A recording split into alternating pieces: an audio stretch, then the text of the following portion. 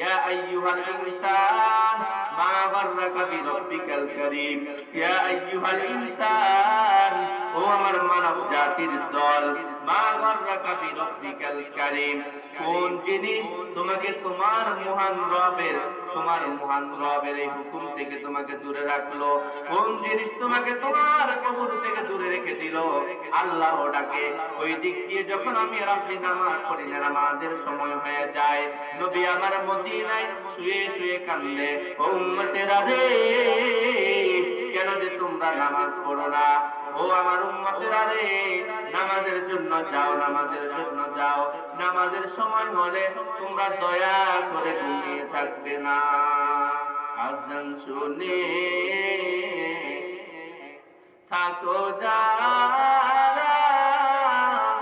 ঘুমায়া, তাদের জন্য কান্দেন